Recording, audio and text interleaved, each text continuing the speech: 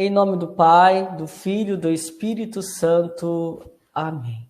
Espírito Santo onipotente, iluminai a nossa mente, o nosso coração, para que ao escutar a vossa palavra possa ressoar em nossos ouvidos a graça de uma verdadeira conversão. E assim nós rezamos nesse dia a oração da coleta. Ó Deus, que enviastes a este mundo o vosso unigênito para libertar da antiga escravidão o gênero humano, concedei aos que esperam vossa misericórdia chegar à verdadeira liberdade. Por nosso Senhor Jesus Cristo, vosso Filho, na unidade do Espírito Santo. Amém. Meus queridos irmãos e irmãs, sábado da primeira semana do Advento. E assim nós somos chamados, então, como ponto de referência da nossa liturgia, meditar, então, o Evangelho de Mateus, capítulo 9, versículo de 35 até o 10º capítulo, que é de 1 a 6, 8. Então, meus irmãos, somos chamados, então, a meditar essa palavra. Este Evangelho que pega os últimos versículos, né, do capítulo 9, e depois inicia-se já nos versículos, né, já os primeiros versículos do capítulo 10, que vai nos falar deste bom pastor, Jesus que tem compaixão do seu povo. Então, o Advento nos faz enxergar quem estará aproximando de nós. Como é este Senhor? Este Senhor que vem na condição de bom pastor. Lembremos que a primeira vinda do Senhor, nós devemos ter em mente e fazer memória que o ícone do bom pastor é o que, podemos dizer, é o que confeccionou, é o que colocou como protótipo para a vivência da comunidade. Porque a comunidade é chamada a ser este rosto do bom pastor ainda em meio ao mundo que nós nos encontramos. Nós, cristãos, precisamos ganhar as características do bom pastor. Mas devemos lembrar bem que a verdadeira experiência do bom pastor leva-nos à experiência da salvação. É interessante porque quando Jesus, também no outro evangelho, ele colocava, né, vamos retornar lá já no último domingo do ano litúrgico, da festa de Cristo Rei, Jesus, quando ele conta a parábola das ovelhas e dos cabritos, ele coloca ali também no sentido de juiz, mas de pastor.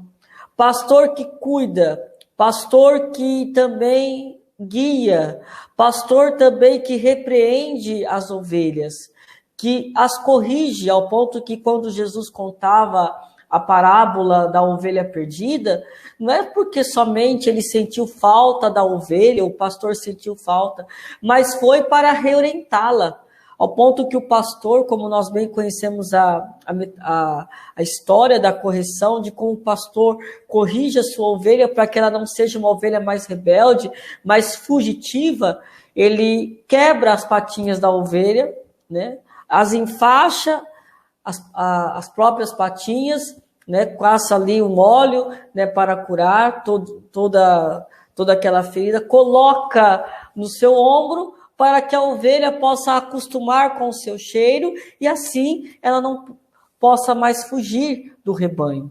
Mas, padre, como é assim? Como que pode? Porque, meus irmãos, a correção também acontece em meio à dor. Como diz o ditado, os antigos diziam assim, se não vai pelo amor, vai pela dor. Né? E muitos de nós, infelizmente, nós só acordamos para a vida pela dor, né? Pela dor. Porque é pela dor que nós reconhecemos quanto Deus nos ama. É pelo amor que nós reconhecemos, pela dor que nós reconhecemos, melhor dizendo, de quanto nós somos amados. De quanto aquela situação nos ensinou que o amor queria nos prevenir ou nos precaver de situações mais dolorosas, mas muitas vezes com o coração fechado, ou egoísta, ou porque falta o amor, ou porque quer ser, né, como diz o termo, quer ser marrento diante das realidades, não se deixa ser tocado pelo amor, mas é tocado no amor quando experimenta a dor, quando reconhece as limitações, quando reconhece que não dá conta de fazer nada sozinho. O pastor nos ensina isso. Por isso que o advento significa, meus irmãos, sempre esperar o pastor. Nós, diante da dor, não estamos sozinhos. Nós, diante dos sofrimentos, nós não estamos sozinhos. Por isso que 4 atributos deste bom pastor que nós podemos trazer. A primeira coisa deste atributo é que o pastor ama, nos ama. Deus te ama. Deus me ama, ao ponto de nos amar, que ele nos corrige. Ao ponto de ele nos amar, que ele está sempre perto de nós. Ao ponto de nos amar, que ele não aceita, ele, meus irmãos, aceita as nossas feridas e ele não se escandaliza conosco. Ao ponto de nos amar, que ele vai ao nosso encontro, que ele desce até nós, que ele desce até a nossa humilhação e se humilha também para nos elevar. Este é o mistério do crucificado, este é o mistério que nós também experimentamos do bom pastor que age através da sua igreja, na pessoa do sacerdote, na confissão, na Eucaristia a nos alimentar, nos sacramentos, na direção espiritual. Como eu preciso aproveitar a chegada deste pastor, porque aproveitando a chegada deste pastor, o meu coração triunfará.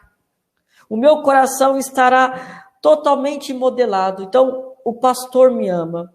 O segundo ponto, o pastor me vigia. Essa vigilância significa o cuidado. Significa, meus irmãos, que ele está perto de nós. Ele nos conhece. A vigilância significa que Deus tem um olhar a nós. Ele nos olha de uma tal maneira com carinho, não para nos condenar, mas ele olha com cuidado. O Senhor tem zelo para conosco. Por isso que diante das dificuldades, nós experimentamos esse sinal providente, porque Deus é vigilante conosco. Padre, mas por que então nós sofremos se Deus está olhando por nós?